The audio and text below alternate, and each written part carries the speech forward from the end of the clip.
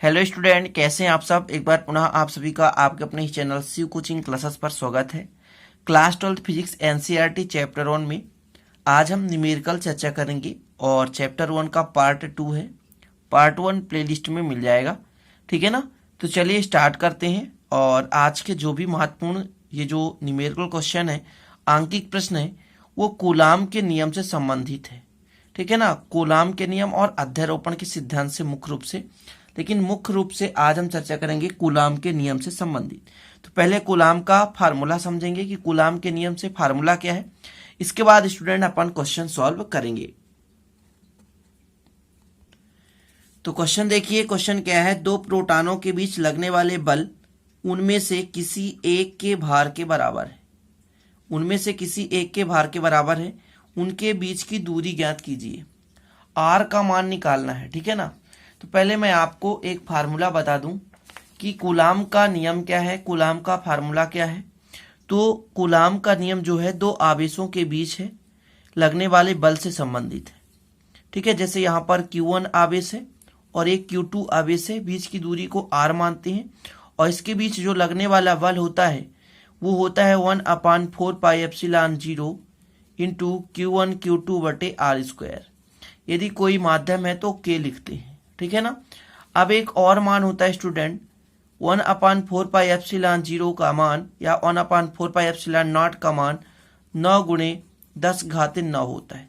तो इस फार्मूले का भी हम प्रयोग कर सकते हैं। तो अधिकांशतः इसी फार्मूले का प्रयोग करेंगे। तो ये आपको क्लियर हो गया। जो कूलाम का नियम होता है स्टूडेंट, वो दोनों आवेशों के गुणनफल के अनुक्रमानुपाती होता है और बीच की दूरी के वर्ग के व्युत्क्रमानुपाती होता है। आप लोगों ने पढ़ा होगा दोनों आवेशों के गुणनफल के अनुक्रमानुपाती और उसके बीच के दूरी के वर्ग के व्युत्क्रमानुपाती होता है। उपरोक्त तो दोनों को मिलाते हैं तो आपके पास मिलता है F समानुपाती Q1 Q2 बटे R²। और जब समानुपाती हटाते हो तो एक नियतांक लगता है जिसका मान होता है 1/4πε0। क्लियर। तो ये जो फार्मूला है, इस फार्मूले को आप लोग अच्छे से तैयार कर लो। इसी फार्मूले का प्रयोग करेंगे इस क्वेश्चन में।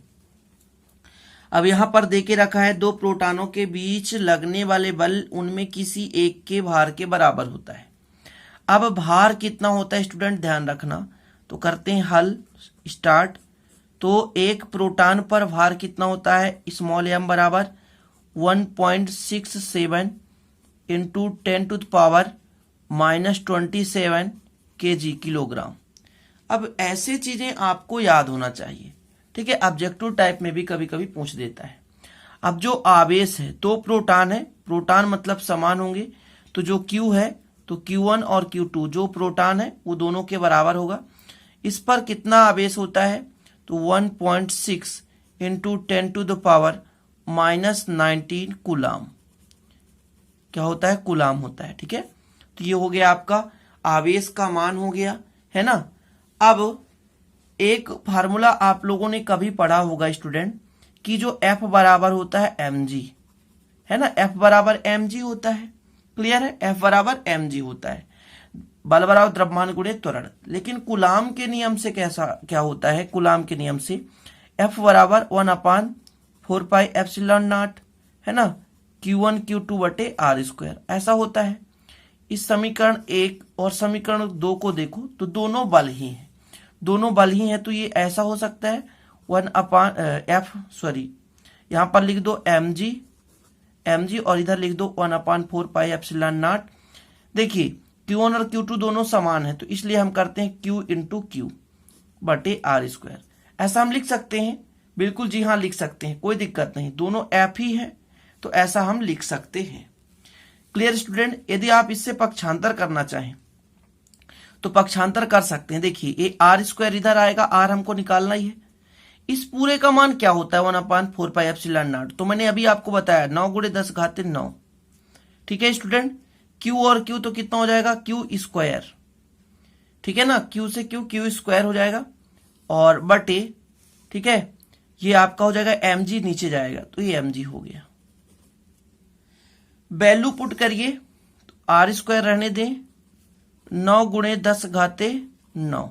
Q² है मतलब 1.67 6 लेते हैं, ठीक है ना, 1.6 इंटू 10⁻⁻19 लेते हैं और क्या कर देते हैं, वर्ग कर देते हैं। अभी स्मॉल m का मान कितना है, तो 1.67 इंटू 10⁻⁻27 और g का मान कितना होता है, तो 9.8। ये आप 11th में पढ़े होंगे, g का मान 9.8 होता है। कितना होता है स्टूडेंट, 9.8, 9.8। अब इसको कैलकुलेशन तो करना ही पड़ेगा, तो वर्ग लगा दो। यहां पर 9 है तो 9 रहने दो, 10⁻9 रहने दो।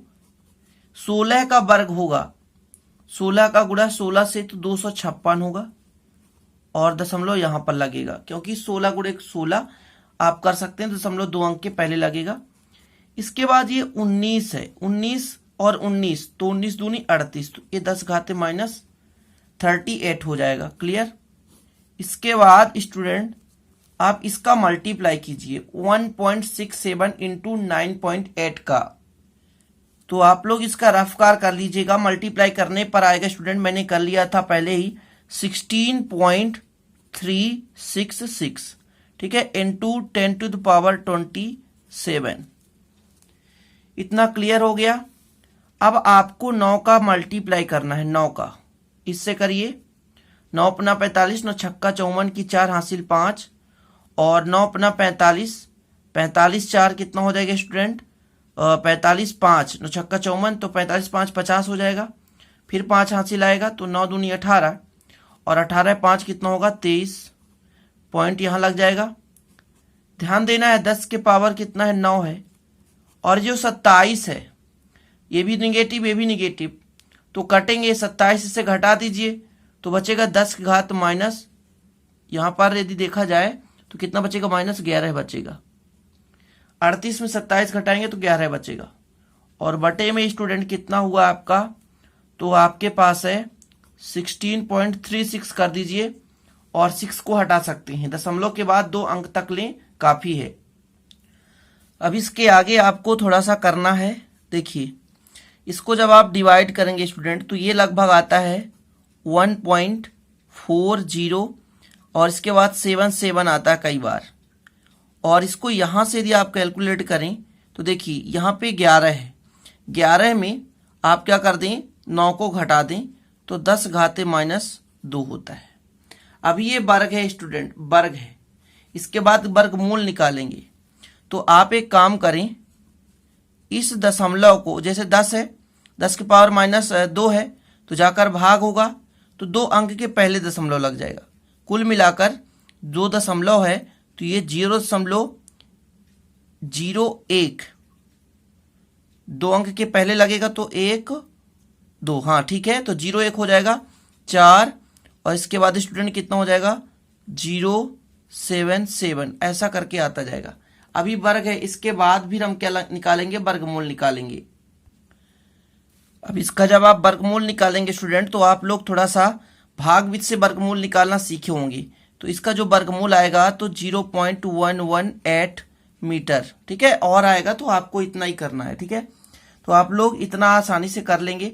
थोड़ा सा मैं समझता हूँ, ये वर्ग है, इधर जाकर वर्गमूल आएगा, फिर भागविध से वर्गमूल निकालते हैं, तो निकालना भी सीखें, और इसका एक्चुअल में इतना ही वैल्यू आएगा। भागविध से वर्गमूल आप निकाल सकते हैं, ठीक है। तो आशा करता हूं कि ये क्वेश्चन आपसे बन जाएगा। थोड़ा सा कैलकुलेशन टफ होता है और कैलकुलेशन आपको करना ही पड़ेगा, तो आप लोग कैलकुलेशन करना सीखें, तभी आपसे कुछ बन पाएगा, ठीक है। और यदि आपसे भागविधि वर्गमूल नहीं बन रहा है तो आप लोग कमेंट कर देना, मैं किसी दिन आपको भागविधि से वर्गमूल निकालना भी सिखा दूंगा। अब देख लीजिए दूसरा क्वेश्चन है, 2 प्रोटॉनों के बीच लगने वाले बल की गणना करनी है। इसमें F का मान निकालना है, जिसमें दूरी दे के रखा है, आपके पास R का मान दे के रखा है, दिया है, हल कर रहे हैं, ठीक है। जो भी दिया है, R का मान कितना है 4.0 इंटू 10⁻15 मीटर, ठीक है, ये दे के रखा है। मैंने पहले ही बता दिया, जो आवेश है वो दोनों बराबर होंगे। कहने का मतलब जो Q का मान है वो Q1 और Q2 के बराबर होगा, 1.6 इंटू 10⁻19 कूलाम, इसके बराबर होता है। क्लियर है। अब आपको फार्मूला लगा देना है, F = 9 × 10⁻9 है ना, और गुणे Q1 Q2 बटे आर स्क्वायर। ये आपको फार्मूला लगाना है। इस पे वैल्यू पुट कर दीजिए जो भी आपके पास दे के रखा है। तो देखिए 9 गुणे 10 घाते 9 है, तो इसको रहने दीजिए। Q1 और Q2 दोनों सेम है स्टूडेंट, तो 1.6 इंटू 10⁻⁻19 है ना, इंटू 1.6 इंटू 10⁻⁻19 हो गया। नीचे आपका Q आर स्क्वायर है। आर का मान कितना है 4.0 गुणे 10 घाते -15। इतना तो सबसे बन जाता है, कैलकुलेशन करना ही टफ होता है।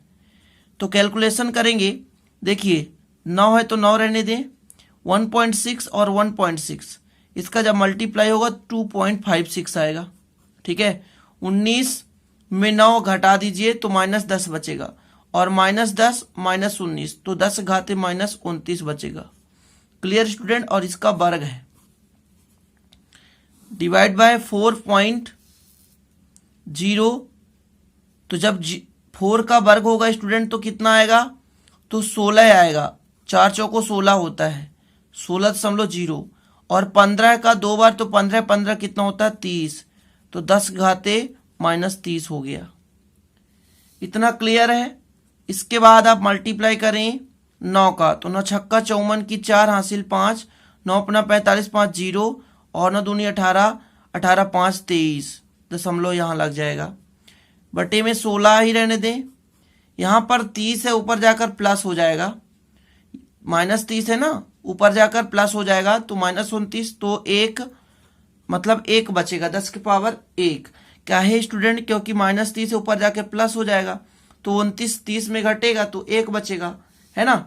अब इसका आपको डिवाइड करना है, 16 का भाग देंगे जब आप, तो आएगा स्टूडेंट कितना आएगा आपके पास, तो 16 1 कम 16 हो जाएगा। ठीक है, और 16 के बाद आपके पास बचेगा 7।